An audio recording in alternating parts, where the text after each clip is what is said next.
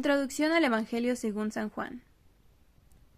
Durante una época de gran persecución a los cristianos, de apostasía cada vez mayor y de disputas acerca de la naturaleza de Jesucristo, el apóstol Juan registró su testimonio del Salvador.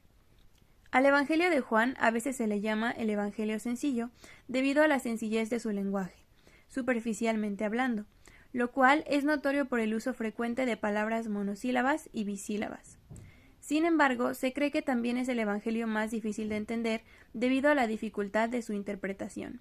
Es decir, podemos comprender su significado superficial porque sabemos el sentido de las palabras, pero esto no quiere decir que lo comprendamos completamente. El apóstol Juan escribió este libro. Era hijo de Zebedeo y de Salomé, y hermano de Santiago. Ambos eran pescadores. Antes de convertirse en discípulo y apóstol de Jesucristo, Juan era, al parecer, un seguidor de Juan el Bautista, y a lo largo del libro Juan se refiere a sí mismo como el discípulo a quien Jesús amaba. Las fechas propuestas para su escritura varían desde el año 60 hasta el 100 después de Cristo. Los primeros escritores cristianos del siglo II después de Cristo sugirieron que Juan escribió este libro en Éfeso, Asia Menor. Aunque los escritos de Juan son para todos, su mensaje también tiene una audiencia más específica. Se ha escrito que el Evangelio de Juan es la narración para los santos, es el Evangelio para la Iglesia, una Iglesia que ya poseía los 3 evangelios sinópticos, es decir, Mateo, Marcos y Lucas.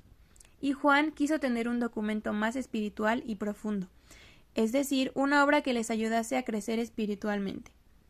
Juan declaró que su propósito al escribir este libro era persuadir a los demás a que creyeran que Jesús es el Cristo, el Hijo de Dios, y para que, creyendo, tuvieran vida en su nombre, tal como menciona en Juan capítulo 20, versículo 31.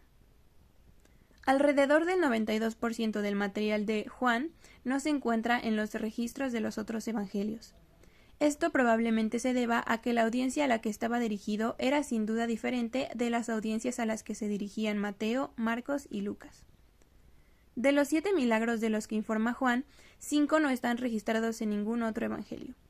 Mientras que Mateo, Marcos y Lucas presentaron considerable información sobre el ministerio de Jesús en Galilea, Juan registró numerosos acontecimientos que tuvieron lugar en Judea.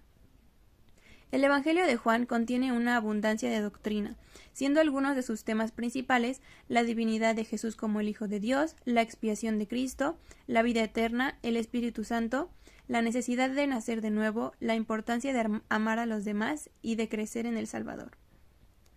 Una de las principales contribuciones de Juan es que incluye las enseñanzas del Salvador a sus discípulos en las horas previas a su arresto. Incluso la gran oración intercesora ofrecida la noche en la que sufrió en Getsemaní. Esta parte del relato de Juan, que abarca del capítulo 13 al capítulo 17,